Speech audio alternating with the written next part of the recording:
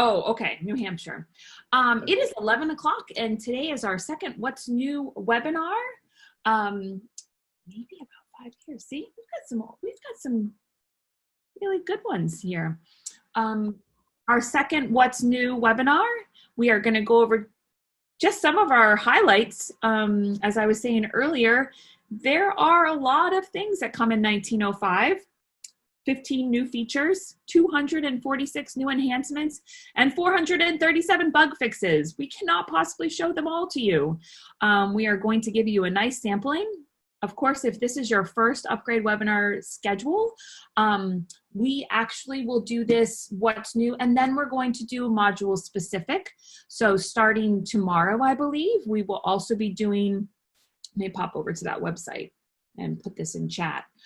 We will also be doing module specific. So for all those attendees that want to get more in depth into their specific module, we break it out into OPAC, patrons and circ, technical services, and admin and reports. So we do deep dive a little bit more into those areas. But for today, we are going to highlight a few from each module. So that's really fun. I believe we have started upgrading partners to 1905 for our early adopters. So thank you everyone for being an early adopter if you are, which means they are getting 1905 before anybody else in our partners, and they are doing some heavy testing to let us know if there's anything they find that we need to know about prior to actually pushing this out to all of our partners. So I want to say thank you. Donna and Andrew and myself all get in 1905 and play around as much as we can. But we know that when libraries like Huntsville Madison or Nichols goes in there, they're doing a little bit more work than we probably are. So it is scary, but I'm glad that people can do that for us, or libraries can do that for us. So if you, this is your first webinar schedule, I posted the website to register for other ones. On that same URL, you will find an agenda for each one of our modules webinar. So here's the agenda for today, and then so on and so forth, which will actually bullet point out all the bugs we're going to talk about. So that can help you follow along, as well as I know yesterday we had a few people sneak out after their portion was talked about. So that feel free to do that as well. I know that this is a big portion of your time. Another really, really important website, and I'll put this in chat as well, is the upgrade note page. And this is where we'll compile the release notes, the manual, and the schema for Koha 1905, as well as all the blog posts and tutorial videos that we have created for 1905, and we'll be adding to these as we go along in the next month or two. And then we actually have clickable links to all those bugs as well. So just another good place to kind of stop by. We will be posting all recorded webinars, both on the upgrade note page and the webinar schedule page, just to make it easier for everybody. Yesterday's is still populating into the YouTube channel. So as soon as that's done, these longer ones take a little bit longer. That will get up by the end of today. I think that's it. Oh, I'm sure the big question is, when are you going to get upgraded? So December is our month this year. So upgrades to 1905 for non-early adopters will begin in December and continue through the month. Your staff client will get populated a little red box that will tell you when your upgrade date will happen. Remember to clear your cache that first day back after your upgrade to make sure there's no residual browser remembering going on, and then you're good to go. So of course, this is just helpful information to help you get ready for a 1905. So I hope you really enjoy this. And if you have any questions, please feel free to use, there's a Q&A box. You can post that in, and Donna or Andrew will assist in helping answer those questions, whether live or just via chat. And then we also have a chat box. So feel free to use either one. The Q&A, everyone can see the questions. The chat box only myself, Donna, and Andrew can. So, okay, let us jump right in. If we have no questions, how many do we have today? Let's see. We're gonna start in circulation. So for anyone who has the agenda or went in there and quickly pulled it up, this is actually a new feature for rental fees.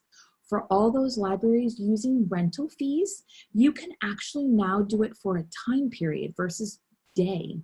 This is bug 20912, and this was sponsored by Huntsville-Madison County Public Library. Prior to 1905, wow, we like tripled the number of attendees in like 10 minutes. Prior to 1905, you could take an item type and make a daily rental charge for that. Now, with 1905, you actually have the ability to add an hourly rental charge. So you could actually charge a patron per hour that they check this item out. This can be $1.50, this can be 75 cents. You want to make sure that it is that consistent value of daily or hourly, not both. So if you are doing something already in daily, you want to keep it at daily. If you have never used daily rental charges, it works similarly to that, where when you check out the item with a daily or an hourly rental charge, it actually charges the patron right then per the circulation and fine rules. So if I had this hourly rental charge of 50 cents and it was an hour, it was a loan of 2 hours, then the patron would be charged $1 upon checkout. If it is returned early, it does not go out. It does not get refunded. So this is a great feature for those libraries that didn't want to do a whole day rental charge, but they wanted to do it hourly. So that is set up in the item type administration.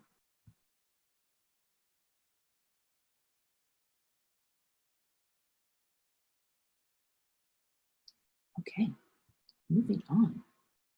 This one's kind of a scary one. I'm not going to lie. This is bug 7088, the ability to renew items on hold with override. So now you can override renewing items that are already on hold for somebody else. I'm a firm believer of placing things on hold and hoping to get them. So this is kind of sad, but we all have reasons that we might want this to be turned on. This is a system preference, so it's not something that's automatically going to be turned on for you. It will be something that your library will decide and turn on this global system preference called allow, typing. Allow renewal on hold override. So this will allow staff to renew items that are on hold for somebody and allowing them to specify a due date. So that's nice if you want to give them a couple extra days. So there's a couple ways that this will work once you have it turned on to allow. It's funny. I worked with Koha many years before I started with Bywater, and I actually don't remember seeing this button renew here, but you do have this renew here within your search bar. So if you went ahead and went to renew something that was already on hold for somebody else, you will get a box that says cannot renew. This item is on hold for another patron.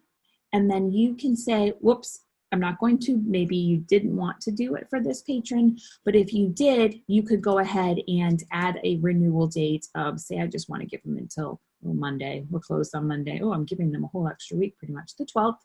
And then I go ahead and override and renew. So you can actually do that through the renew. And then there's one more. We had a question, can this be turned off? It will be turned off by default in the system preference. A library would need to turn on the system preference to allow this to be used. Yes, flexibility with Koha. We will reach 1,000 system preference before we know it, but we love the customization, don't we? Let's give it up for customization. Woohoo! Exactly.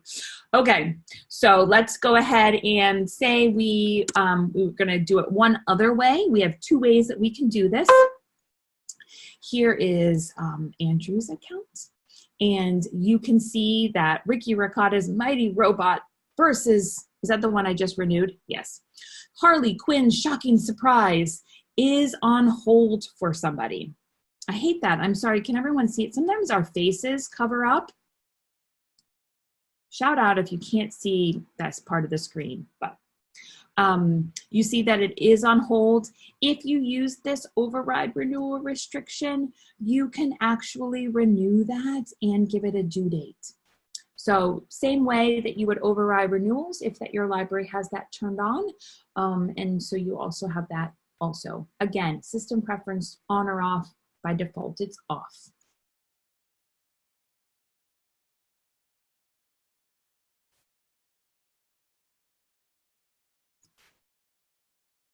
Okay, another fun one that was sponsored by a few libraries with Bywater. This is the allowing updating the location of check-in for an item. So upon check-in, to update that shelving location that it's currently living at.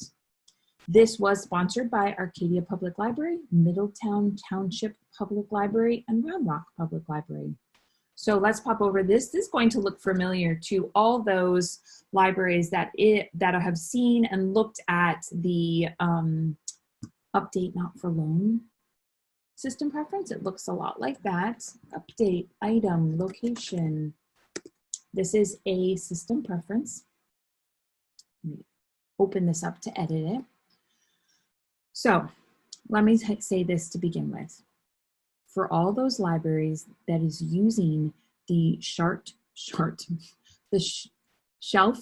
to cart system preferences, meaning when something is checked in, it goes to cart before it goes to its actual location. This system preference is going to take over from those system preferences. So your shelf to cart system preferences will be removed and it will pop over here and be set up accordingly as the directions say down here. If you are using your cart to shelf, that system preferences in processing to shelving cart and return to shelving cart, those are the two system preferences. If you are using those, unfortunately, you cannot use this for other purposes. That would just be primarily what this system preference is for. For all those that are not using a shelf to cart, the shelf to cart system preference, then you do have some more flexibility. And I love that this system preference gives you a lot of details, which would allow you to decide what's the best way to set this up. But really, what it's going to do is it's going to affect the item's current location when it's checked in. So if we said that, we'll give this example of what the system preference gives. This is saying that anything that gets checked in to the left of the colon, that is the shelving location of fiction. When it's checked in, it will go to my general shelving collection. So you do have that ability to choose what items, when checked in, at what location, go to another location. There is a rule that is an all rule that everything will have that rule and override any other rule, so be careful. It also has the ability to remove a shelving location. So if you maybe had a specific shelving location set up and didn't want some items to have that shelving location once it's checked in, then you could have this blank one, meaning it would remove the shelving location. And then we had a question, if you're using the cart feature, will this preference be set when upgraded? It should. If it doesn't, let us know, but all purposes of reading the bug is copying it over.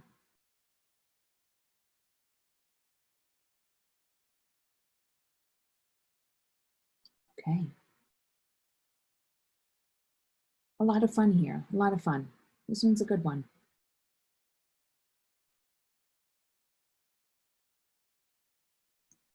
I don't actually think I have a Jen shelving location, so it won't save that. Okay. We're headed on over to another one sponsored by Round Rock Public Library.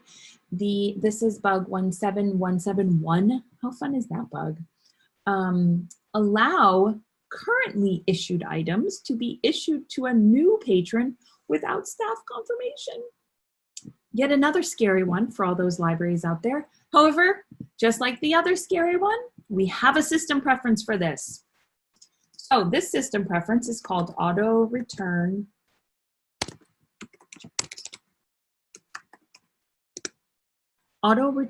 checked out items. By default, this will be turned off. So this will be set up to do require librarians to manually confirm a checkout. Right now I have it turned on, which says don't require librarians to manually confirm a checkout where the item is already checked out to another patron. So we probably have all seen that big yellow box that says, this is checked out to somebody else. Are you sure you want to go through with this operation? That yellow box is being avoided in this scenario. So you can see I have this as a don't. So let's do this. Let's go ahead and check something out to myself.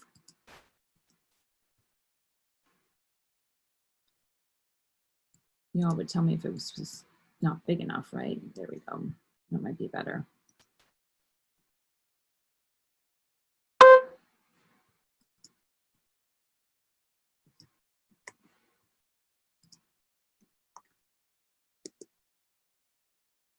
Kelly? Oh, that's not it. Kelly, Georgette asked in the chat if this will work for self-checkout as well as regular checkout. It does not. Somebody asked us that yesterday. It will not allow. Do you think I did that right? No. Okay. I guess I was supposed to check it out to Jesse. It wasn't checked out to Jesse, and I was going to check it out to myself. So let's try again.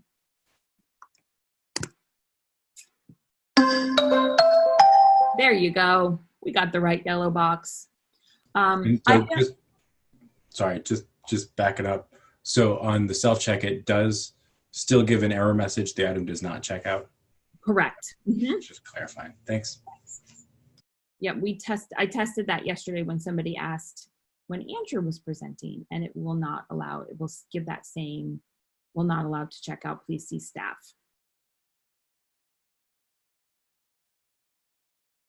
So you can see that other than, oh yes, it does. Oh, okay. Item was, so past tense was checked out to Kelly and was returned automatically. So now it's telling me I've checked it out successfully to Jesse, and it previously had been checked out to Kelly and was returned. So perfect. We did note that you couldn't click over to Kelly's account, which might be nice to have.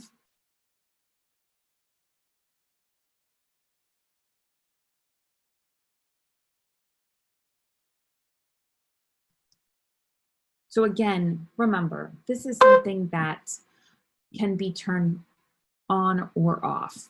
But for those libraries that want to be able to, if the patron has the book, check it out without that big yellow box to confirm this is the fix for you. One more question in chat. Jenny asked where the part of the error message that said there was a 10-cent fine, that fine's on Jesse's Z. Our test system has all fines require override on, which means it's always going to pop up a little error message if you're checking out to someone who has any fine at all. So that was a separate error. And then we have another question. If the item was marked lost, will it tell you if it was refunded when it was returned? Do we have a lost one in here? It does not. Try checking out item 39143. I don't think we blew that one yesterday, so let's see. Is that correct? 39143? Yes. Okay. I'm really bad with numbers, you know that. Okay, so we blew that one yesterday. So basically when you check in something that has been lost, you just get a little blue box that said item was lost. There's no link to the patron account who lost it. There's no notification if it was refunded or anything like that. So no, Christopher, it does not give you a lot of that information. But definitely something to build on. I mean, as we've known that any new enhancement or feature that's been created, we all like to have a little bit more tweaking done. So please submit an enhancement request for anything you think would make it better. Well, and the same would apply to Georgette asked if there is already an enhancement request entered to make this work on the self-check. And as far as I know, there's not. But if you wanted to file one, that would be, yeah, a good next step here. Mm-hmm. Yep.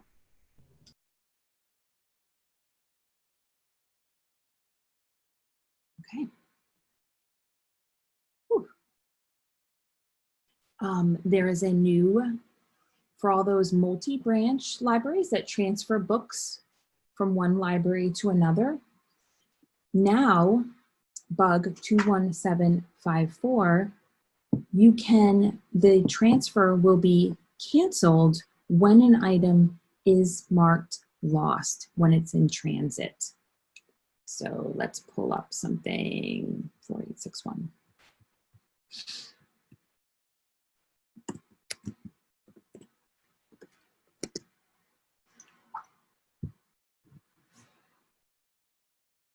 Or maybe not. Oh, 2824. That number seems pretty low to me. Okay, so this is in transit from the east branch to the north branch.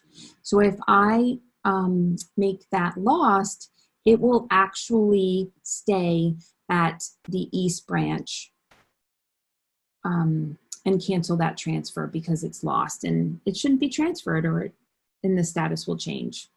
So that was a new one. That's the 21754. Outstanding transfer is canceled when item is marked lost. Throw that into lost.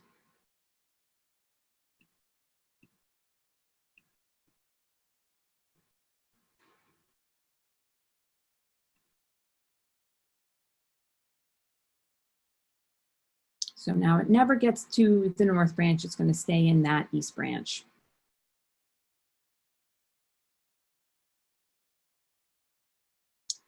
Okay. We have a couple of things to talk about in the patron fines area. So let's see, I think I still have fines on my account.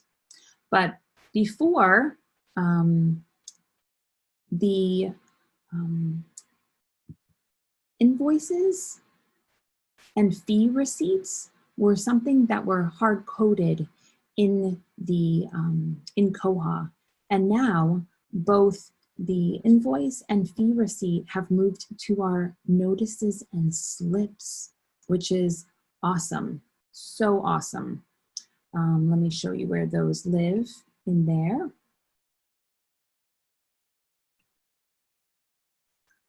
So we have two new notices in our notices and slips, and these are both written in Template Toolkit. Okay, so we have our account debit is our invoice receipt, and our fee receipt is an account credit. So just more flexibility in being able to decide what to actually put in those receipts. So that's great. And those will live in the notices and slips under print because you're actually printing those out. So if you want to be able to adjust this and you're not comfortable, please submit a ticket. We can certainly change those that language for you now, which is exciting. So that was both 22809 and 22761. We're going to move those into notices and slips. Now there's something that I'm really excited about, but I can't really show you, is we now have more flexibility in the long overdue cron. So if you are familiar with the long overdue cron, which is a system preference and a cron job, let's see, I don't know if that's the name, but there you go. It is, okay. That you could say at a certain amount of time, mark something long overdue lost. Now with bug 20436, you can actually determine what item types are actually included in this process and not have all your item types. So that's really exciting because there are some libraries that don't want the same bulk cron job to do all their item types. They want to choose which ones that they do or which ones that they don't. So now this long overdue will actually be able to take it by your item types.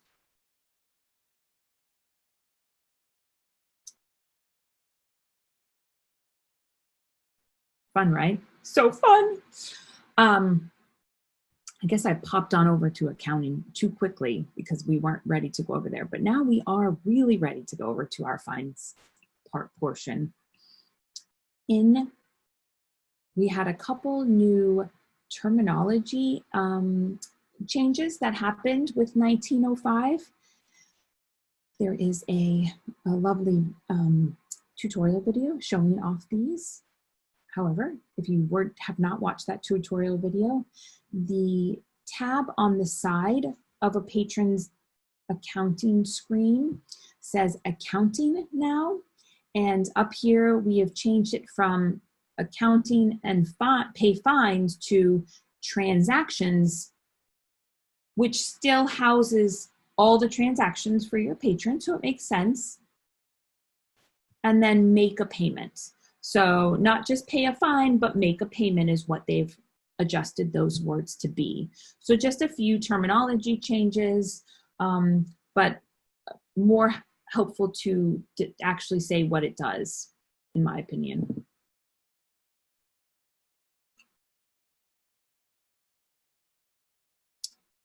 This is really exciting, and I know Andrew said that he didn't make change, like he didn't, one of his first jobs wasn't making change. I remember I learned a lot making change, but if you don't ever have to make change, this is going to be really helpful. You now have, Koha now gives you the ability to make change and tell your staff how much change they should get back if their patron hands them more than the total amount. So if I go ahead and pay an amount on my patron, I have a new field that says collect from patron. So say my patron gave me $10 and I don't know how much to give. Now actually the change to give will display for me, so I know to give back $3.60. That's pretty cool for all those libraries that don't have like a separate cash system or use cash so limitedly, that this would be helpful to at our library. Our drawer was always over. So whether that was we were taking too much money or who knows, but our drawer was always over. So now you have the ability to see how much money to give back to your patron. And I was just about to say this, and somebody asked yesterday, is this logged anywhere? It is not logged anywhere. It's just for this screen to say how much the patron was giving and how much change to give, but this is not something that's stored anywhere in Koha.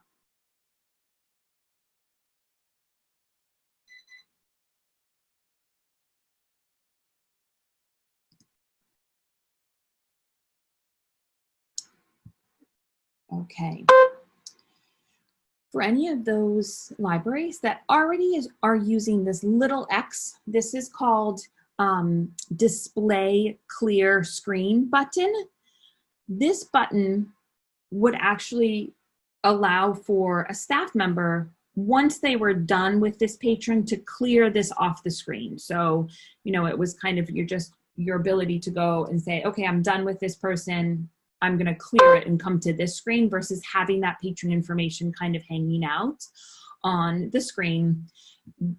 Koha has added to that ability and now has a little print icon that would allow you to, oh, we had somebody who made that, Christopher Brannon. This is one of his. This cute little printer icon that would allow you to hit print, and then it clears the screen. So one click and you're out. We all know that if you are in this barcode screen here where my little cursor is flashing and you hit enter, that's a system preference that would print a slip. Now you have the ability to go ahead and just hit this print. It will print, and this is the print slip that is going to print out.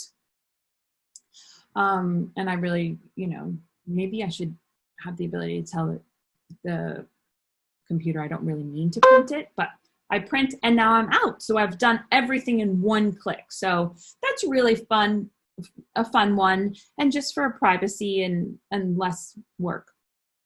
So that's good. Kelly Matt asked in the chat if the print icon works for the quick slip. When I did testing, Matt, my system preference is set up for quick slip. However, when I hit this print button, it's going to just print slip. So maybe we could have an enhancement request to allow for libraries to choose which slip that little printer icon does. But right now, upon testing, it does my print slip. Oh, somebody already answered before me. Way to go, me. Okay. Now, if your library is using the system preference failed login attempts, which actually only allows your patrons so many login attempts to the OPAC, and then they get locked out, if you are in fact using failed login attempts, which is a system preference, prior to 1905, there was not a way to know they were locked out in Koha, and now there is. So let me just pop over to that system preference and show you, because maybe you didn't even know it existed. This is probably from 1975. Yeah. Before you go there, we do have a question about that printer icon. Mm-hmm. So the question is it there without activating any system preferences? Yes and no. You do have to have the system preference display clear screen button turned on. But as long as that system preference is turned on, you will get that X and you will get that little printer icon. Thank you.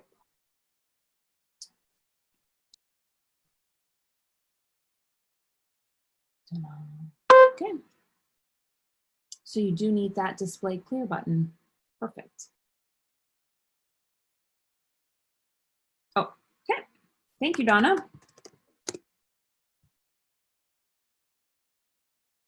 So if you did have failed login attempts set up, right now this system is set up after 5, the patron gets locked out. Now you actually have the ability to see if a patron has been locked out. This does not prohibit them from doing anything other than logging into the OPAC. But now we actually have the ability to see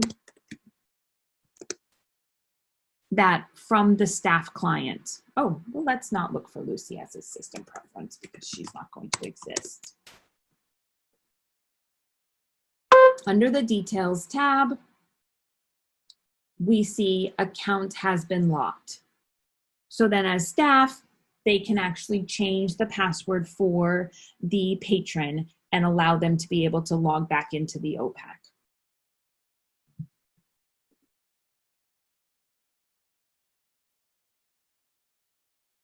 I wonder how many people use failed login attempts.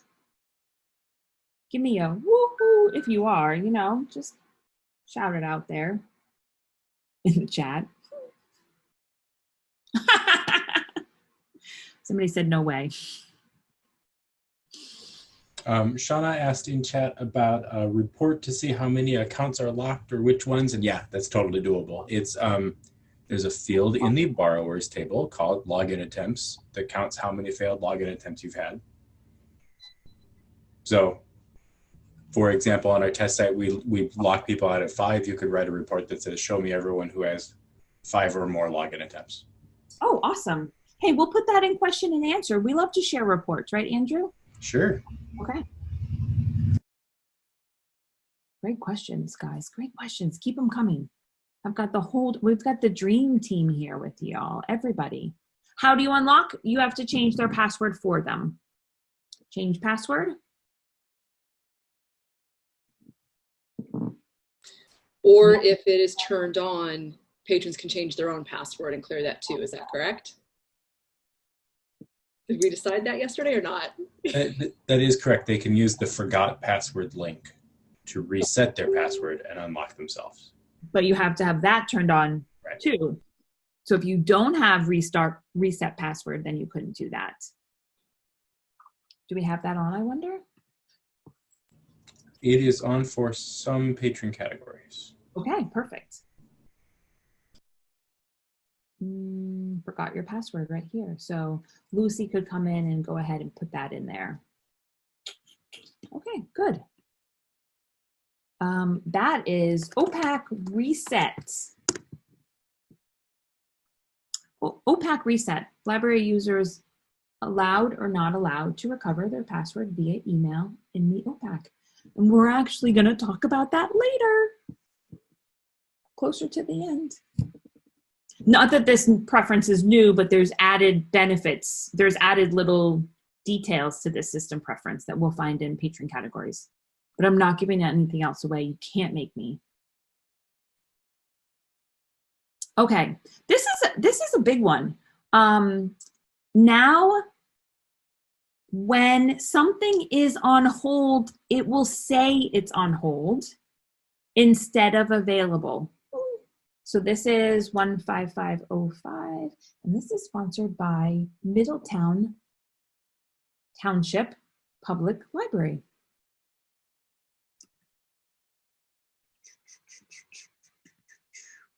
I'm going to go to my OPAC.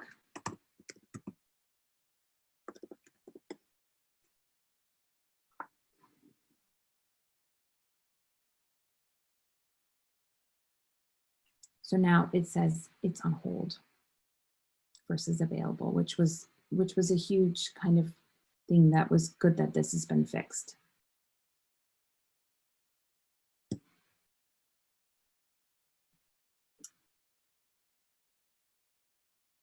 We got a big yes, exclamation point.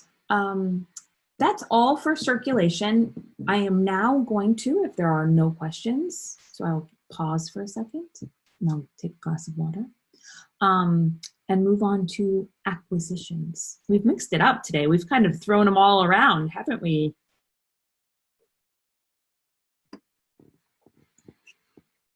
I don't know if Jeanette's yaying for acquisitions or the other thing.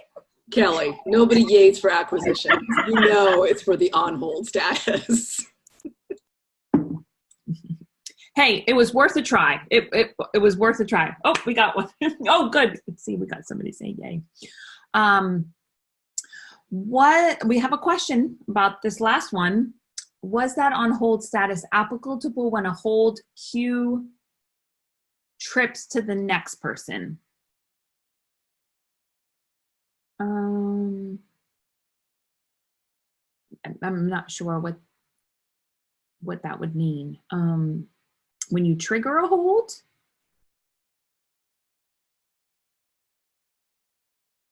So as long as it's in that hold status, whether it's rolls over to the next patron or not, it still should show that it is on hold. So yeah, that should work that way.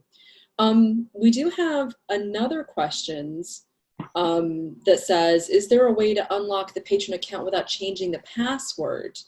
we use LDAP single sign-on, so they're not allowed to change the password. In theory, that shouldn't lock then, correct? Or we'd set it to a really high lockout number? It should not ever lock, because they really shouldn't have failed login attempts. And if they are getting failed login attempts while trying to sign on using LDAP, that's failing authentication against the non-Koha system, against Banner or whatever they're trying to log in with. So that's not getting counted in Koha failed login attempts, so Koha won't block them. And the good news is that, and we might as well just talk about it right now, is that this password can be chosen by patron category. So a lot of academics, you couldn't turn on reset password because you didn't want academics to think they're resetting their LDAP password when really it's just their Koha password. So that is changing and allowing for those community users of your academic library to be able to do this versus everybody. Christopher had another question about that on hold message. He asked, will the item show as on hold even if the hold is expired? That's going to depend on whether or not you have those holds automatically cancel once they expire. Mm-hmm. Yeah, if the hold is not canceled, then the item is still on hold even though it's past that expiration date. So it will still show on hold in the catalog. I don't have it. And Amanda followed up with the question that she had about will the hold still show as on hold when it rolls over? And she said that in the mornings, their items, their hotspots show available until they check them in. This will solve that, I believe.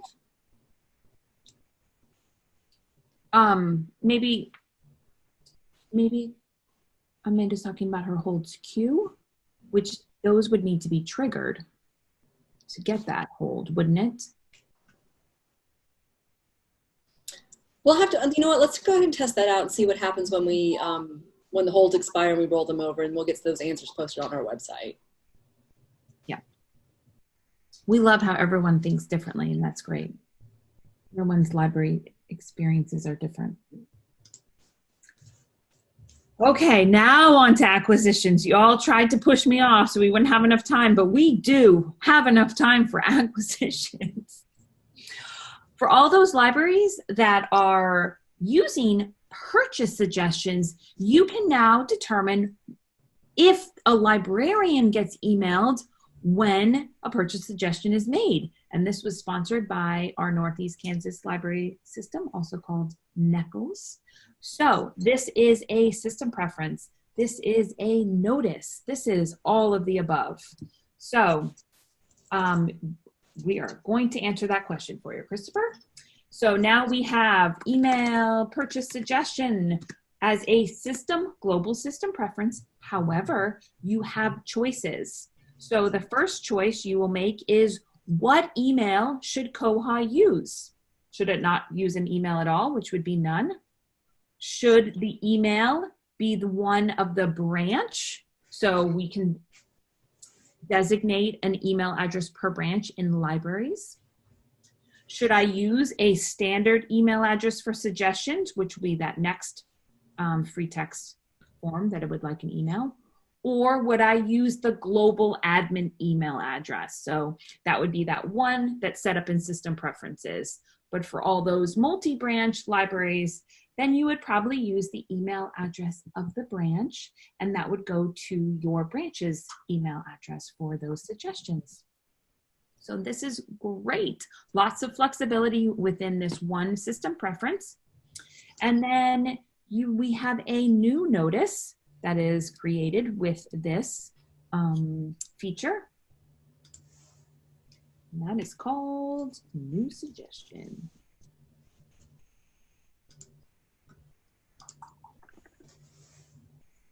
So here is your new suggestion. That's your new notice. It will default to how it looks. And of course, that is customizable if you want. It looks like we're still using those little hungry alligators. It does go into the message queue.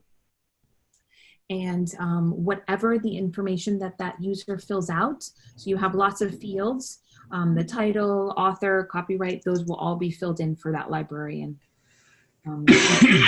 Even the notes. Oh, we got I love it. I love it. I know, it's great. It's great. Okay. My mouse stopped working, so I'm using just my trackpad. Okay. For all those serial users out there, we always had the ability to, can there be more than one email address? Let me go back to answer this question. Somebody is asking, can there be more than one email address? Nope. You can choose to have one email address in that box. I forget what it is already. Email suggestion. It completely comes right out of my head. Email purchase suggestion. So you can choose the Koha admin email address, which is a single email address. You can pick your email address for a branch, which is a single email address. You can pick to use a separate email address, which is just still one email address. So yeah.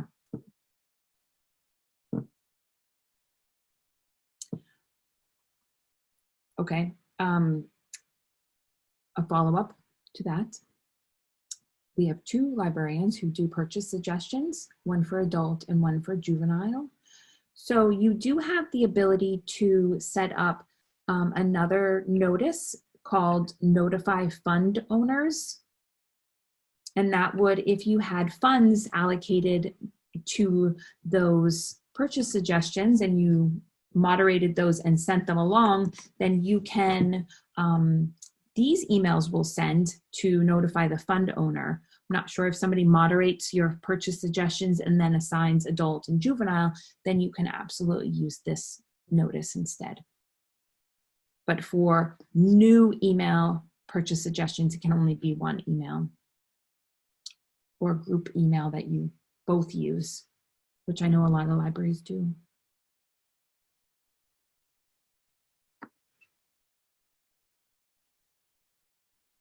Okay. With serials, you always had the ability to add additional fields. Now that functionality has spread on into acquisitions. So we have now added the ability to create more fields for baskets. So if you wanted to add more information about a basket, then you have these additional fields. These are found in the administration portion. The serial field also moved over to the administration portion, and that's called additional fields. And I'll show you. So you can say whether you're creating additional fields for baskets in acquisitions or subscriptions. So this basket one is new. You can go ahead and create a field. And then from that creation, you can give it a name, you can connect it to an authorized value, and you can create it as searchable. So for example, I did a field called verified and attached it to the authorized value yes or no. So when that basket is created, that can be filled out as a yes or a no answer. I also created an additional field for departments and from the authorized value category of departments. And then whatever values are found there, then you can go ahead and create those. So we have 3 fields already created. So I'll pop on over to our acquisition basket and see where those show up.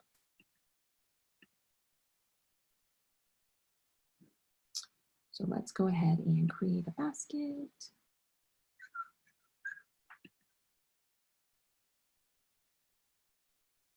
So those additional fields will show up down here. So you can see I have my verified as a yes, no. This was a free text. I did not attach it to an authorized value. And then I can choose to have one of these departments as I'm creating a basket. So just more information can be added here. I know a lot of libraries use internal notes for these baskets, but this allows for more direct questions possibly, and will allow you to do that. Now with these, if you do pick that they're searchable, then you can actually find them and say, show me all the baskets that are within a specific department or a selector or yes, no, verified. With this creating of new fields and acquisition, that is actually a system preference. So it would be one that is within the admin portion that the user would have to have a permission to do those new fields. And I don't actually think that we pop over and show the new look for staff permissions in today's What's New, but I would be happy to show you because it's pretty cool.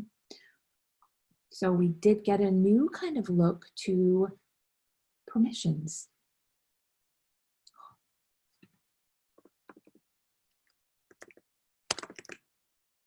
I didn't even see the filter before. Look at that. Oh my goodness.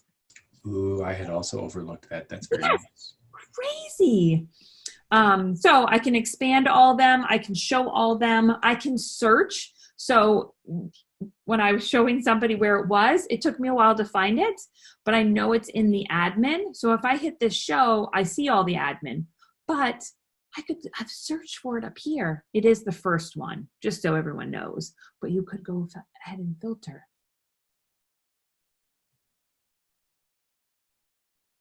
Perfect. We had a comment in chat that for all those who use jQuery to quick set the permissions, I updated it for this new layout. Could you share where this is stored with us, Christopher? Because I don't know if I've ever seen that. I'd love to take a peek, and then we can also share it with everybody else, if you don't mind. It's in the jQuery. Oh, I didn't know. I guess I've never noticed. Okay. We're still in acquisitions. I know you're all excited. Okay. Now for back to purchase suggestions. If you do, when you are approving or moderating those purchase suggestions, you attach things like fund and cost, that will actually now move over into the acquisition module. So let me pop into a purchase suggestion. Share the link. I'm going to share the link to everybody.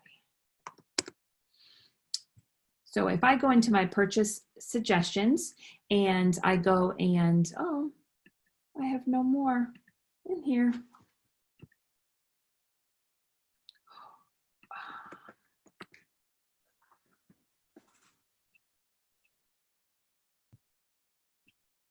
If I say, okay, this is a South branch, I'm going to pick maybe a branch that actually has funds. Nope. Next. Isn't that weird? And I get an internal server error. Kelly broke Koha.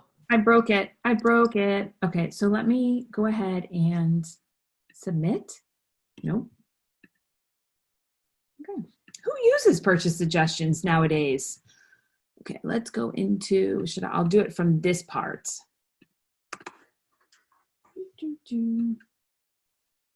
I wonder, we should test this and see what's up with that.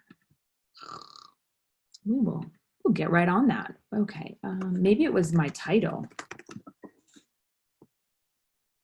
I'm just going to submit that suggestion. Pop back over here. Oh.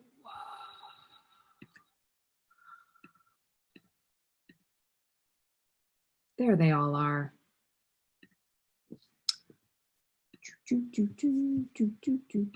Okay, sorry about that. We'll find out why we get an internal server error. If I pick a fund that it's coming from, so let's say that's our nonfiction, and then I'm going to do it's going to cost me, I did my little research, it's going to cost me $25, and it's from the East branch. Once I have done that, I can actually, when I add it to a basket, it will show up in the fund, and the price will show up in my basket. Let me go ahead and accept it. Oh, I did. Okay. No, I didn't.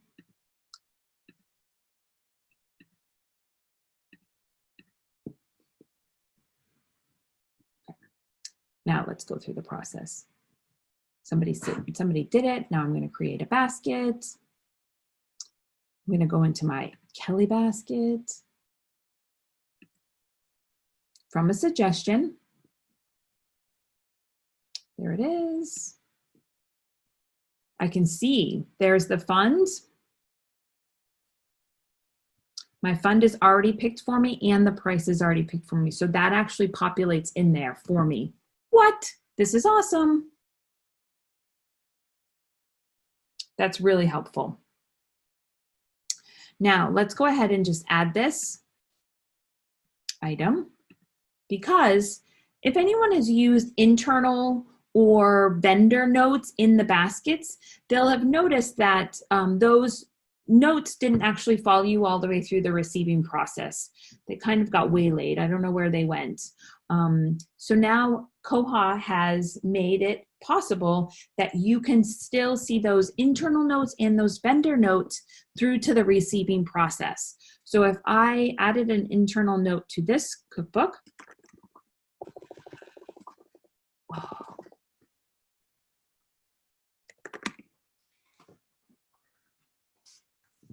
really bad at typing, guys.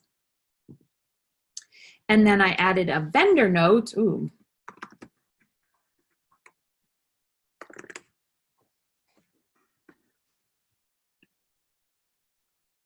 I can see them here. Now let's go ahead and receive this item. So I'm going to close the basket. I'm going to receive the shipment.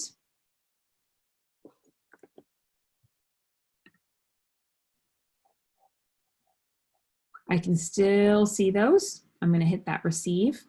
It's going to come way over to the side here just so you can see it.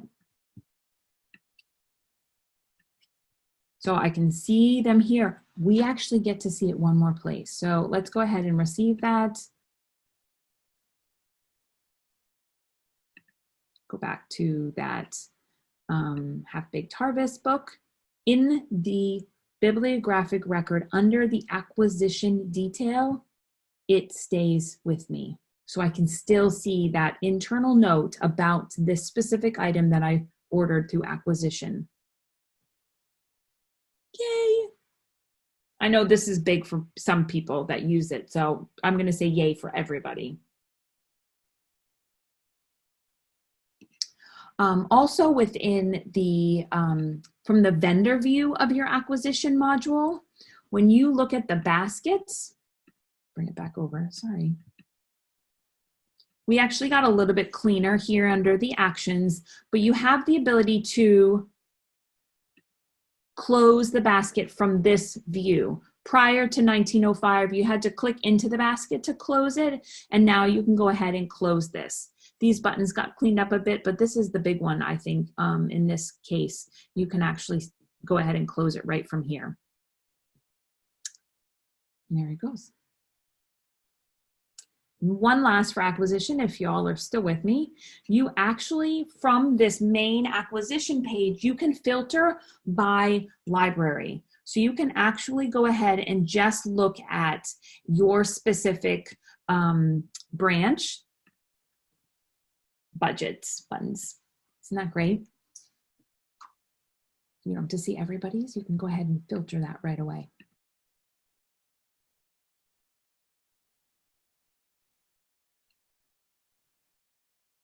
As always, you know there's more in each one of these modules, which we'll be doing in our module-specific upgrade webinars this week and next week. So please, if you are intrigued by more acquisition information, you know you can come to technical services. And now I want to say, in my personal opinion, this is the showstopper. We might as well just drop the mic after this. But with 1905, we are introducing, Koha is introducing Mana, if I'm saying that correctly, and I'm sorry if I'm not, which allows within Koha to share subscription patterns and reports with each other. This is kind of a big deal. When your site gets upgraded to 1905, you will be able to activate your Mana, and that's actually the first step you will take. You'll have kind of a box at the top of your admin that will say you haven't done this yet. This is a global activation, so only one person within a system, a global system, will have to activate this, and then it is open to everybody within that system. So we have outlined this through a tutorial video. Donna did a tutorial video, and there are step-by-step instructions on how to do that. We are currently set up already, but what you will need to do is you will need to set this to yes. You will need to give your email address within, I would say it happened really quickly for us. We got a token, and that token gets put in here, and that will activate it, so there is that connection between your Koha system and Mana. Now, there are one more kind of thing if you wanted to. There is an auto share within the subscription module, so you don't actually have to share each one you create. They will share it automatically if you do so wish to do that. And then I'll also show you how to share within the reports module. But what this really, really means is that you can easily obtain subscription pattern and frequency without doing it yourself. You can also search the Koha reports without going outside of Koha and looking for a report, copying and paste it and bringing it into your own system. So it's huge. I want to thank any of the partners that we reached out to that are here today. We reached out to libraries that use serials and had a lot of serial subscription information for the Mana knowledge base to be more robust. This started in France, so a lot of the subscriptions were more of the European nature, and we wanted to add more subscriptions that would be useful for our partners and US Koha users. So we actually extracted subscription patterns and sent them over to Paul Poulain, who kind of spearheaded this, and so he could put those into Mana for us. And then we also did that same process for reports. There were reports already in the knowledge base. I believe they were coming from the Koha report library, which would be my guess. But we also wanted to make that a more robust report knowledge base for y'all, and did the same thing, reached out to our partners to get more reports to populate Mana for us. So that being said, let's just take a quick look at it and see what it means to you once you activate that. So once again, one activation per Koha system. It's global. Once you're done, you are ready to rock and roll, whether you use serials or you're just going to use in reports. It's available. So I have two things. Do you have any questions? Christopher asked in chat if jQuery will ever be part of Mana. I don't see an enhancement already filed for that. It seems theoretically possible. I know the broad idea is to bring more stuff into Mana, but I don't think that's on the map yet. That would be amazing. Actually, and also we didn't talk about this in yesterday's, and I'm just thinking of it. I know the Koha community will be looking for curators of this information because we want it to be as beautiful as we can. So, you know, true information, real subscription patterns, and great reports being put in there. So curation is on the top of their list. Okay.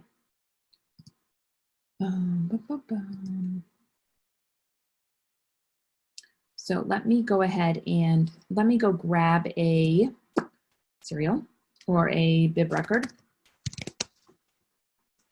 and create a subscription. So this is where you'll see Mana get into the, you can search it.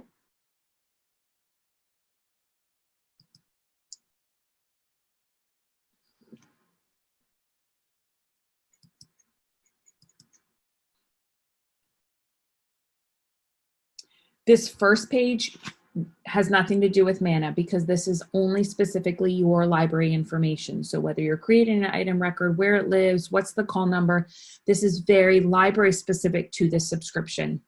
The Mana portion will come in to the next step and actually search the Mana, which again, I'm probably saying it wrong, so I really apologize. It will actually let you know because it is searched for you by the ISS and the title to see if there are any results within Mana. I think that's the right way. If I want to go ahead and look at the results and import them as my subscription, I can see the frequency and the numbering pattern, and I can go ahead and import that right into my system. I can also report it and add a comment about it. So I can see this as maybe if this was not a good one, or if you wanted to say specifically about this subscription and what it's more geared towards. Maybe it is the Europe, if there was a European version of People magazine versus the US. Let's go ahead and import it. Then what it's going to do is it's going to fill out my frequency and my numbering pattern. And you can see it will actually have those parentheses and it will say Mana pulling it in. From this point, all I have to do is say, okay, what actual issue of People do I have in my hand, and fill out that volume number chart. So this is amazing. This is great. I love it, love it, love it. And I hope you all do too. A few other things about the serials itself. I only have one other thing to show you, and then we'll pop over to Mana reports, is that you now have like little padlocks for the actual pattern that you are in. So I'm in the pattern name, volume, comma, number. So therefore those X and Y's are locked. I can, of course, edit that prediction pattern, but then I would create a new pattern name. If I did that, then I would go ahead and modify that pattern, rename it something else, and those padlocks would go away. So this, I've always caught myself trying to edit that and realizing, oh, I have to edit first the pattern and then save it. So this really helps, I think, for all new users of Mana. Also, test prediction pattern button became a button. Before it was just a link, so that kind of nice cleaned it up a bit. Jeanette has a question in chat. She says they have a few journals that we know the numbering pattern is wrong. Would she be able to go into those records and then use Mana to overwrite the patterns that are wrong? Yes and no. You'd be able to use Mana to pull the new numbering pattern to use going forward. There's nothing in serials that's going to retroactively fix existing issues. Right, right. Now, in the subscription itself, if you do not turn on auto sharing of subscriptions, you can easily share into Mana this specific subscription information.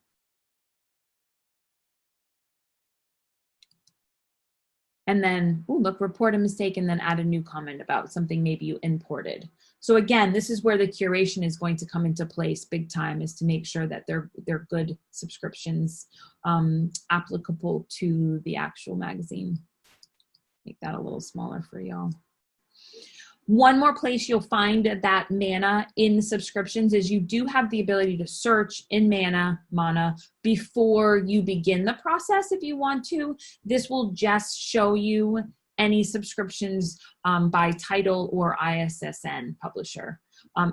From that point, you still have to start that subscription process and then import it. This will only show you, so if I search People again, this will show me that one exists. What I'd love if I can have a little wish list, is to be able to import it right from here.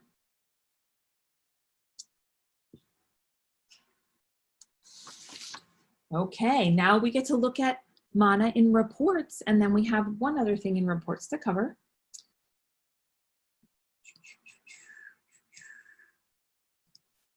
I know you all are very excited. Oh, I see a question. Should I wait?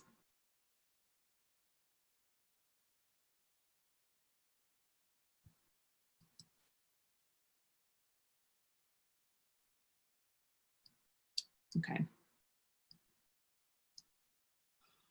When you are in the reports module, kind of similar to how it shows in serials, but here you can either create a new report using guided or SQL, which were always the options. Now you have the option to create an SQL from Mana. So if I create that, then I'm actually going to search by a keyword, and let's do it. You search by a keyword, you'll actually see all reports that can be found in Mana, the report name, notes, and also if I hover, I can actually see all of the SQL that is part of that. So it gives me a little bit of information what I'm looking for. If I went ahead and said, oh, this is the report I want, I have this import button, which will actually bring it right over to my system all by itself. Look at that. Pretty cool, right? This is the SQL that came right from it. My suggestion in most of these cases is go right to edit, because I may want to change the report name or add any notes. These are coming straight from Mana. I know a lot of you all use those report groups, so you may want to assign a report group with that. And then you can go ahead and, I want to marry it too! Somebody says she loves it so much, she wants to marry it. I can see that there's a space here. So I would say spacing has been the biggest thing that Donna, myself, and Andrew have noticed. But look at, I just had one space. So you can see there's my report, and I didn't have to go into the Koha report library and copy and paste and create a new one. There is 3 blog posts about this. They're setting it up. There is one to use it in reports and one to use it in serials. So pretty darn cool, in my opinion.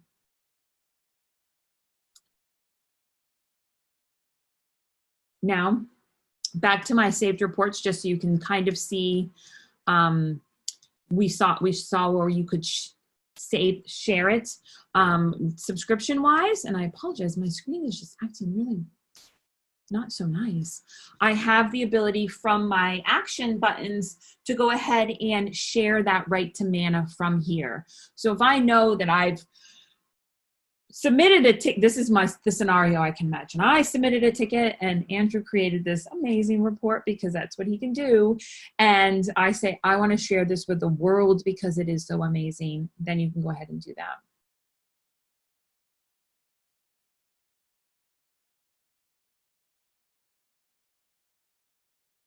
Okay. One more thing that I want to talk about in the reports is that there is a new change to how the account types are used in the schema. So with bug 22521, we are now going to get rid of, bypass, move on the account types of F and FU. I know you all really love those.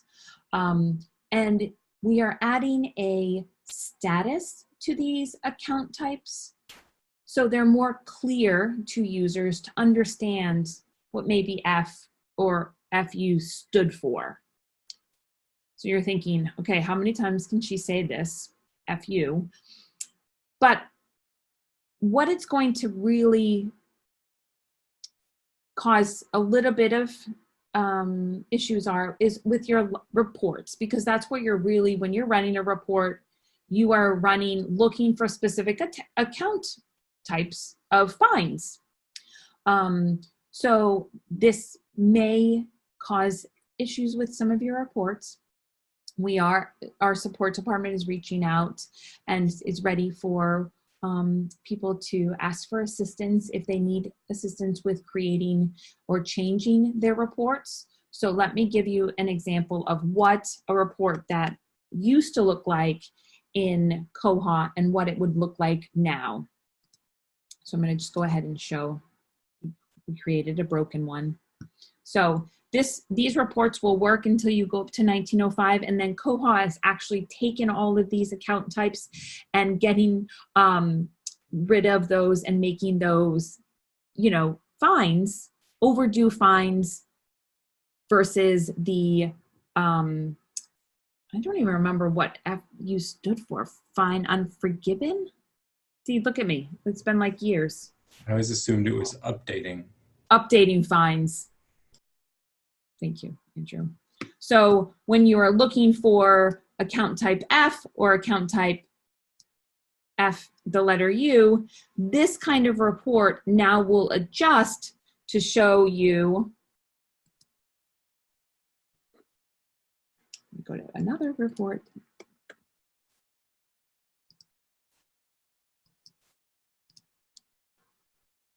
To show me account type overdue. So it's making it more clear in the reports.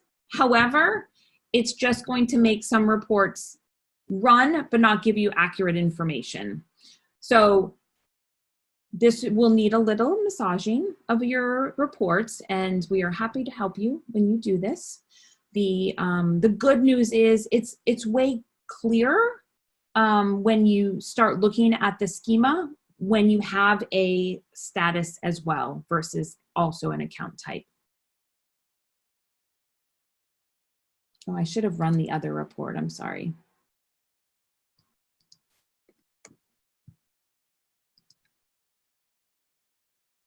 Oh, this is the broken report.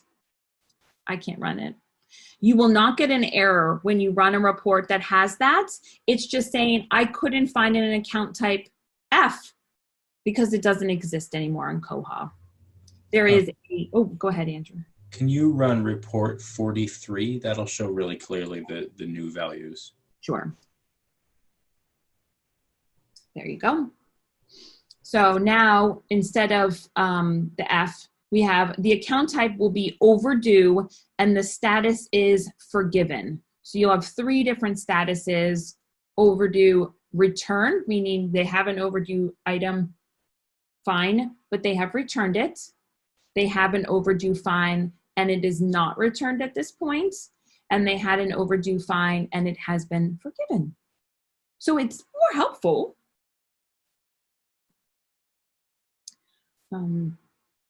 Andrew joined Jesse and myself for a Monday Minutes video about this. And there's a blog post, and we'll post that in the channel if anybody wants to start looking. It's not something that we can do ahead of time because I'm sure you're still using your accounting reports, but we're happy to assist you going forward.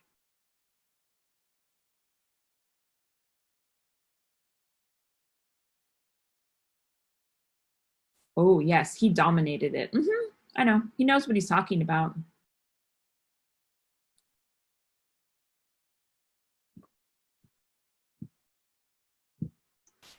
Perfect. Okay, well, that's really all we have for reports, which, let me tell you, Mana can stand on its own. That's for sure. Now, for all those catalogers out there, I know you've just been waiting with bated breath, Donna included, to learn all about the cataloging updates because she loves cataloging. Oh, this is so exciting. I can hardly wait. One of the ones that I personally love is this 15496, delete bibliographic record after moving last item to another record. This was sponsored by Arcadia Public Library and Middletown Township Public Library, which means if any of you have used the attach item option, okay, let's see. 3-101. And you've attached a, look at this. Maybe that's barcode 311. You have two separate bib records, and you have items attached to those, and you want to take one item and move it on over to another bib record. Before, you could do that. However, the bib record, if it had no items, would still exist, and then you'd have to go and delete it. Now, Koha, with the help of Arcadia Public Library, Middletown Township Public Library, have made it that if you are moving the last item off that bib record, it will delete it. Amazing. So let's go ahead and take this. And if I use my edit, attach item,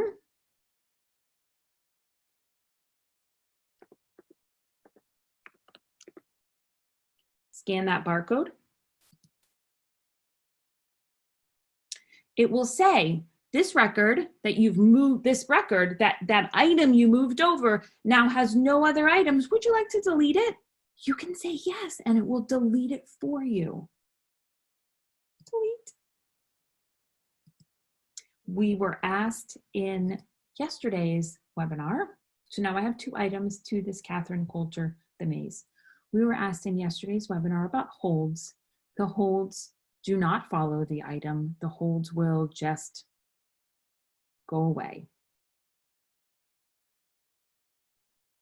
I know, somebody asked, Christopher asked, what will we do with all this extra time? I mean, this is like one of those where I don't know, I'm sure Donna and Andrew have both been asked, like, well, when I attach it, what happens to the record? Now you can say it deletes. It's so exciting. So what if we don't want to delete that record though? I think you didn't have to say okay. Like there was an option to say delete. So let's grab another one. Touch item 8. 2, 7.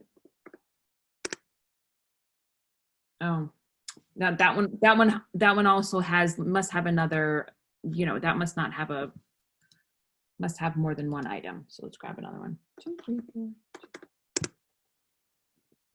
4. So if I hit OK, preserved flowers should be still there. Let me open it in a new tab just so I don't lose it. So I hit OK. I did not hit delete. There it is. No more holdings, but I did not delete it. So I actually still have to hit that OK, like delete, which I got that like, are you sure you want to delete button? Perfect. Thank you. You're welcome. Okay. Is this the right order? Permissions. Okay. For all those libraries, does the delete confirm? I'd like to do it again. Do you mean like, does it give a message to say this thing has been deleted? I don't think it does. No, I had to hit delete and then it said, are you sure? And I had to hit OK. Okay. I was like, I can do it again, but I think I've run out of barcodes and I have to go search for one. But I can do it one more time if you want me to.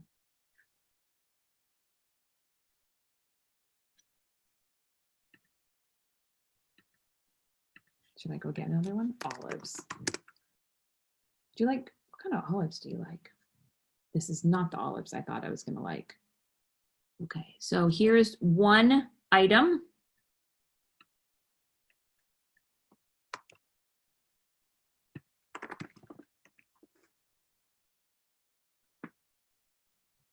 Okay. Attach that item.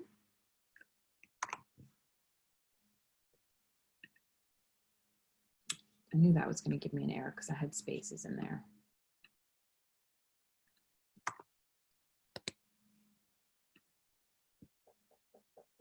So I would have to hit delete and then are you sure? And I'd have to hit OK. Oh, I'm getting to refresh the screen of pressed flowers. They're refreshed. Still there. It did not delete refreshed flowers. Or refreshed flowers, preserved flowers. Still there. Okay. Who likes it, the advanced editor? I know Donna's raising her hand really high and waving it around. But with 1905, there are now permissions that are attached to using the advanced editor. Of course, for your library system to use the advanced editor to begin with, that system preference needs to be turned on. If it's turned on prior to 1905, anyone who could edit the catalog, that was the permission, edit catalog, could use the advanced editor feature or the basic editor feature. With 1905, a permission has been attached to that. All staff members that had the ability to edit the catalog have the ability to use the advanced editor. So, but you could opt to have some librarians, probably myself, shouldn't have the advanced editor function because I'm not that great at it, but that's for another day.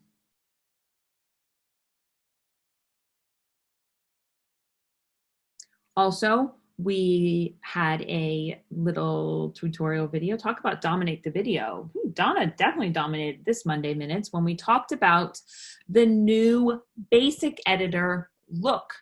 So with 1811, the look of the cataloging basic editor changed a bit, and now it's changed a bit more.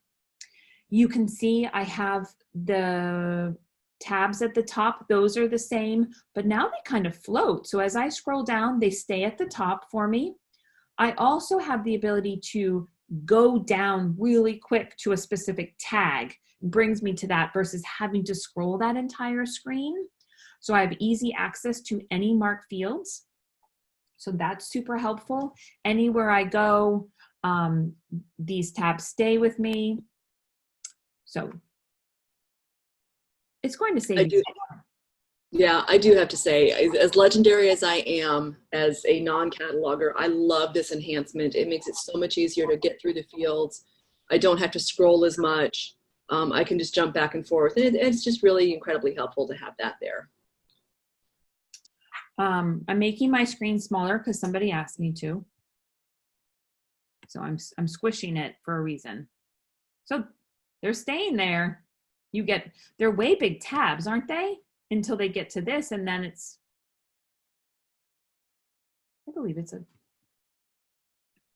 bit mobile responsive in that way, right? Now, in the bug itself, we actually had a community member that actually created some jQuery to also assist catalogers, because what if they didn't know what the 1s and the 2s and the 3s meant? So I'm going to pop open another screen and show you from another. I've added this jQuery that's in the bug, and we'll add it to maybe our notes for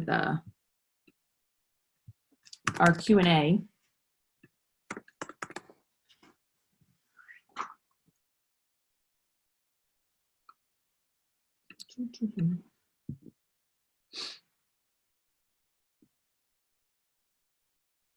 This is Jesse's test site, and there was some jQuery added in. So now for new catalogers or people that just don't ever remember the difference between 3 and 4 and 5, 4XX fields and the 5XX fields, the jQuery actually creates descriptions for each of those tabs. Amazing, great. And again, for us non-catalogers, it makes it a whole lot easier to figure out what exactly we're doing. Exactly. We do have, yeah, Christopher says that should be built in, and I totally agree with you, Christopher. That should be mandatory installed on every single site. We do have 2 questions. One, I'm not sure that we're going to be able to answer. I'm not going to be able to answer. Has Bootstrap been added to the staff side? That I really don't know. We're going to have to get back on that one. That's a little beyond what we really focus on, because that's more with different setups. And then the second question is, are the floating subfields at the top a system preference, or will they always be there for everybody and is having them an option? They are there permanently. We might be able to turn it off via jQuery, but that would be an iffy proposition. To turn off what? The floating part of it, Donna? Just having those tabs and the headers up there. Yeah, we would have to find out if that's possible. I think that this was a UX display change. Yeah, so I'm not sure how much we would be able to modify as far as hiding those, but if you are interested, you could always open a ticket and we'll take a look and see what we can do with that. Georgette over in the chat asked if this is going to be the default screen. What Kelly's got up now, where we've got descriptions rather than numbers on each tab, that is not the default. But the little small sub-tabs, those are going to be on everybody. Yeah, this is your default, the yellow. However, we can easily put that in, put in a ticket, and we can add what you see on the green screen to your screen just like that, because the jQuery was written by somebody else and we have it, it's in the bug, so it's super easy. If you feel comfortable to do it, you can actually grab it and put it into your system preference, but we'd be happy to do that for you.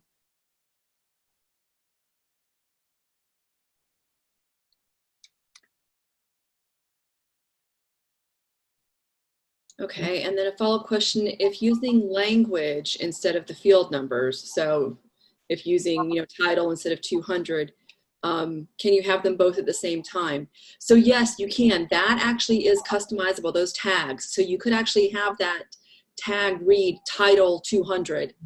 So you really can control what that says in there. I'll show you. Donna and I don't know much about this, but we do know that's customizable, right? Okay, there we go. So this is what is, these are what is, the red is what the community member added. So you could absolutely change any of these in this quote in the red, and then you could make it your own. So if you feel as though there's something, a better wording for your library, we can absolutely do that too.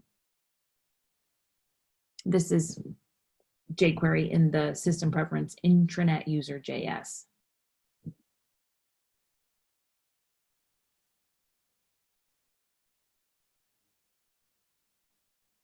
Okay. I love it. Love it. Oops. Okay. Let's pull my screen back up. There is one more place that I want to just show you for all those that love to go into their frameworks, which probably is not a ton, but if you do go into your frameworks, and this is just one small thing that I think is really helpful. Once you're in a framework, the actions get a little bit more clear on what you're doing. So this action button was always here. You always had the option to edit and view. Now it's actually telling you, do you want to edit the tag, which would be this information here? Or do you want to edit the subfields, which are the subfields attached to this tag, or just view them? So it just is a little bit more clear for those libraries that love to go into their frameworks.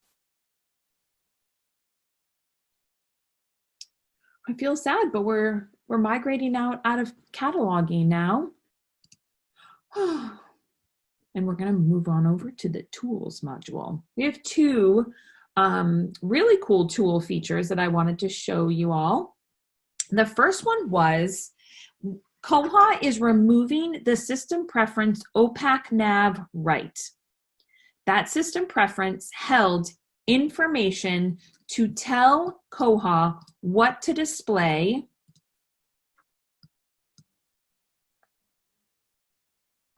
over here. That's your opaque nav right area. Prior to 1905, this was a system preference called opaque nav right. You needed to use HTML and create the look for the right area. Koha has now moved it to the tools module under news feature. So remember, the news feature is anything that's in the center area outside of your cover flow. It landed right above your cover flow. Oh, I'm losing my person. Now it also created this news over here. Now with the tools, you can actually determine what's on your opaque nav right through the news feature. Anything that your library has stored in the system preference opaque nav right will move over to the tools module. with the upgrade of 1905, and you can easily see them in news. So I'll pop over to news, and you can see that we have, when you create a new entry, the location, an added location has been added to OPAC nav right. So if you decide that you need to add something to the news tool and it's going to OPAC nav right, then you use that location. The other locations have been the same. If you're using all for just the staff client, or that OPAC news, which is in the center. Now we can go ahead and add publish date, expiration date, and we don't need HTML knowledge.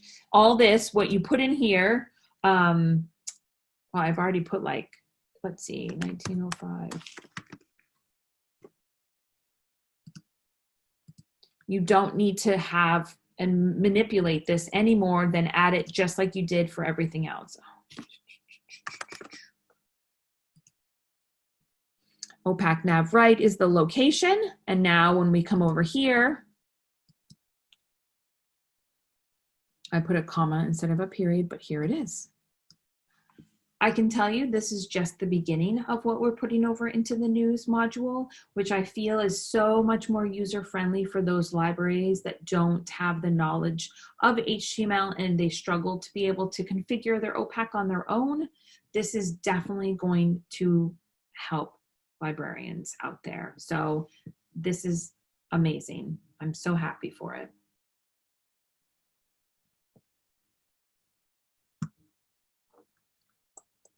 Okay, one more feature of the news, of the tools, I'm sorry, is if you've ever used the batch record deletion and modification. Let me go back to the news feature so that lady doesn't distract people. Both batch record deletion and batch record modification, you can now use the contents of a list you've created. So if anyone uses the lists in Koha, so that's under here, these are these public or private lists that librarians can create. Your users could create lists too, but these are for lists that are owned by staff members that you can create a list and then bring it over to use it in batch record modification or batch record deletion. So the look has changed a bit from what it looked like before. You still have the ability to upload a file that you're modifying, but now you have an option to create a list. So this is going to bring me my list that I've created within Koha, or I'm going to have that text box. So nothing's been taken away. It's just giving you more flexibility for using both batch record modification and batch record deletion. So the same sort of look over here in batch record deletion.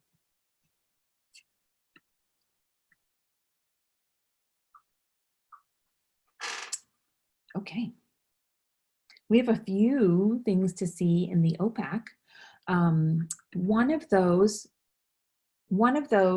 is, sorry, before you get too far, question about that is, can that happen with item modification too? Not at this time. So maybe you put an enhancement request. It's just for records at this time.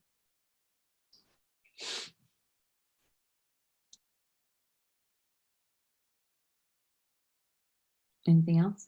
I see another one. I'm going to wait for a second. I'm pausing.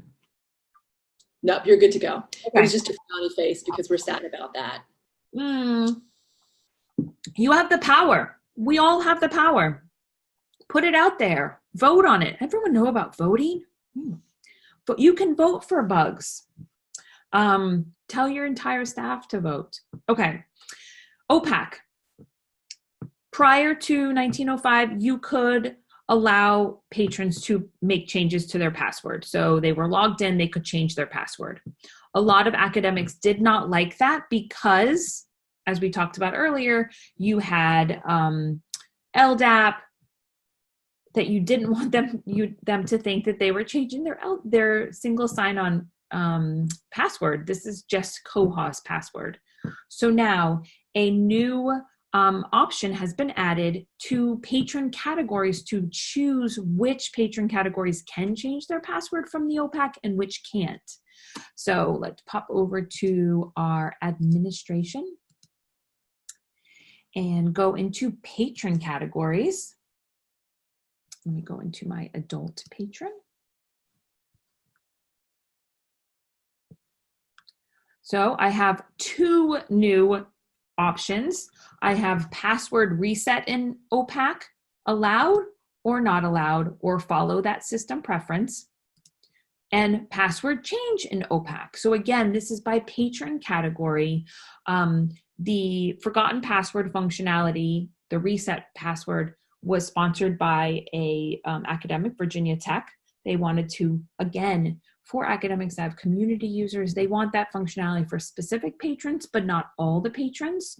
So this will be super helpful to being able to say what patron categories can reset from the OPAC and which patron categories can change in the OPAC. So pretty awesome.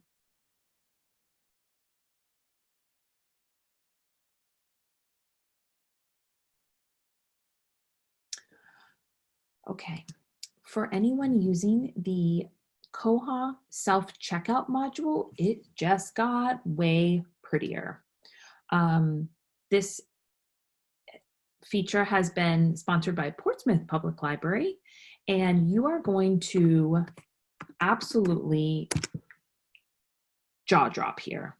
Look at how much information now is listed on the Koha self-module checkout. The patron, when you're using the self-checkout module, can see their checkouts, they can see their holds, and they can see their fines. So way more information here.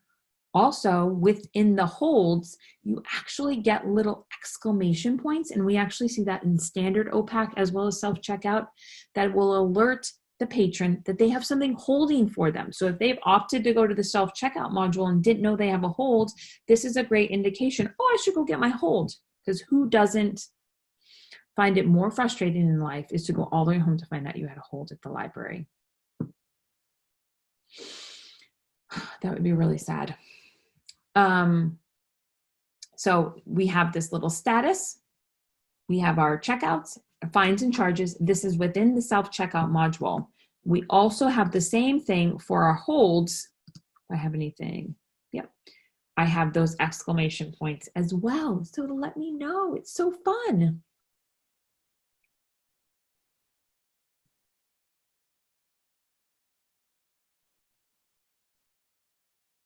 Okay, we are in the home stretch. We have just two more.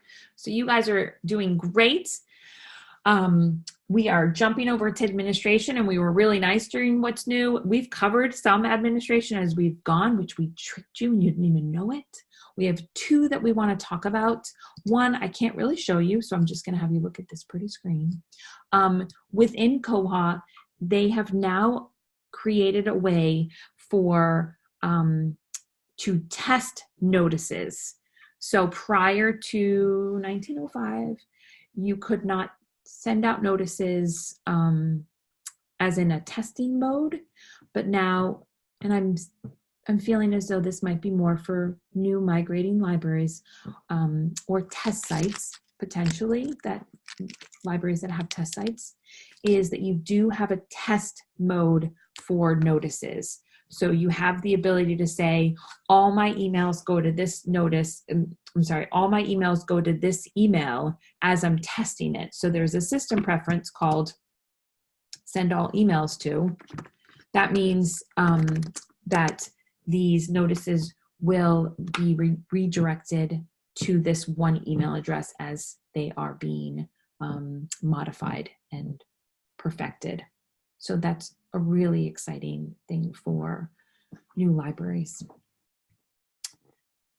And then lastly, we have the ability to generate and send custom notices based off a report through a cron job.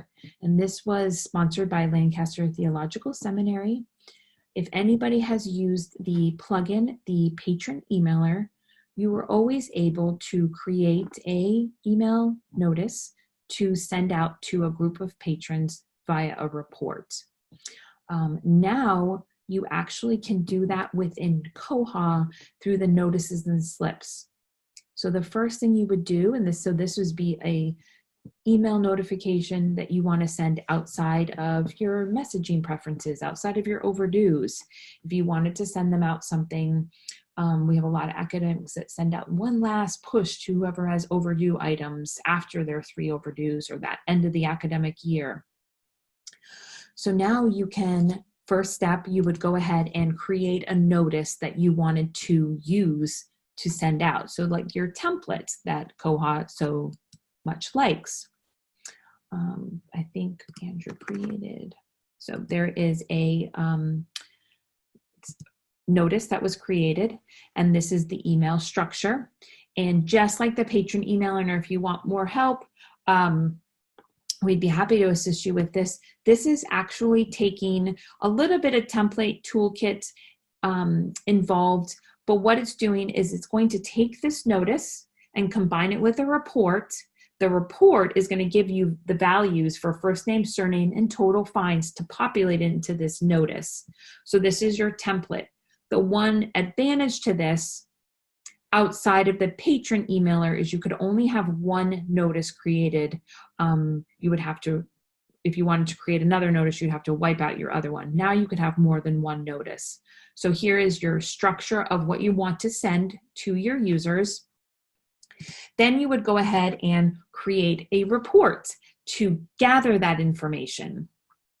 So let's go ahead and grab that report.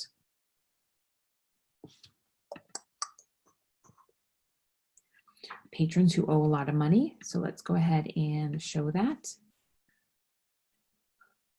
So here is that total fines. So that number that comes in this report will be populated into that notice. And there's your first name and surname. So this report will be combined with that notice and can be sent out to your patrons. This is all done via a cron job. So if you have the need to do something like this, you could just submit a ticket. All we need to know is the report number you're using, the notice you're using as well, and say this report goes with this. So it's super exciting to be able to send out extra notices for various reasons within the library.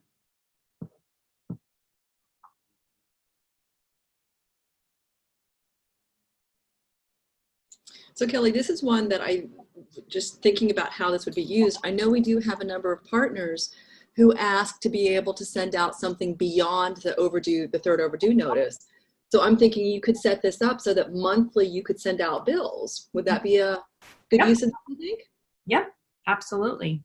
And it's set and done because it's a cron job, so you don't even have to worry about it. I know we always get those emails from academics that, you know, the end of the year, May, they want to send out that last notice, which is outside of what Koha sends. So this will be helpful to them. I can see if libraries wanted to send something out to other patrons for other reasons outside of invoices, newsletters, I don't know.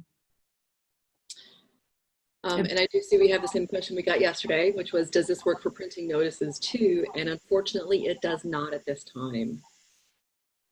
Yeah, it's just via email. So it would only be able to be sent to patrons that have email addresses. But if anybody can figure out a way to make that work, I am sure Christopher is be the person to do it.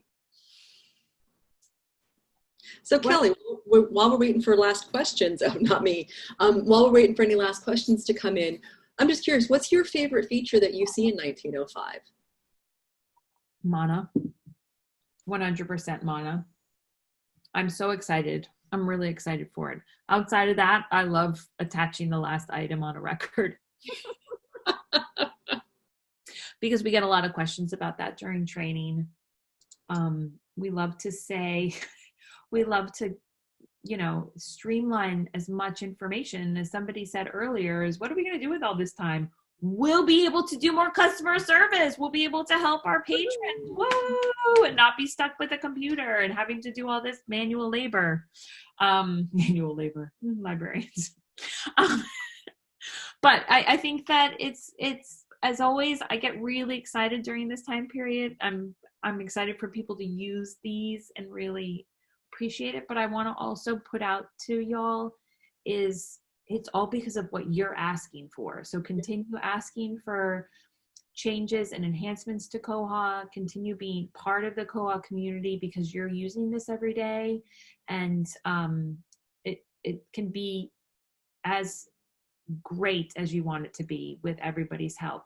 And again, anything you see here today, if you get upgraded to 1905 and you need help, please submit a ticket. That's what we're here for. We have everyone at Bywater gears up for this event, and we want to hear from you. And then tomorrow, we have patrons in circulation in the morning, which I am doing. So y'all just be prepared for that. I am a morning person. It is early, so sorry. And then in the afternoon, we do have Kelly doing the OPAC session, correct? Mm-hmm. And again, we have those agendas so you can follow along or know when to sneak out. And we will have these recorded and put out there. And I do have to say, from this year, my favorite section is circulation. There has been a lot of really neat enhancements in the circulation area. So I am really excited to go in depth with some of those tomorrow. Yeah, and somebody said they liked the print and auto clear and circulation. I do like that. That's pretty cool. It sounds silly, but one extra click adds up. So those sorts of things are just really nice features, and it's one less thing to remember when you've got 25 people that you're dealing with at the same time and trying to help. So remember those days, Donna. Remember those days. All too well. Well, thank you, Kelly. I think you've done a terrific job on this. Did not meet your deadline for your time, but you're only 10 minutes over. So when you started talking, it was 12:48, and I was like, "Oh, I wanted to stop you and say, you see the time? You see the time?" So. It has been a pleasure. Thank you, everyone, for spending 2 hours of your day with us, and pass it on that this is really helpful to all your colleagues. All right. Thanks, everyone. Hope to see you on some of the future webinars. Bye. Bye. Oh, do we have one more question? We're good. Okay. Yeah. Anybody else? Okay. Oh, somebody. I hate when people, if you raise your hand, you have to. So, okay. Thank you. Mm-hmm.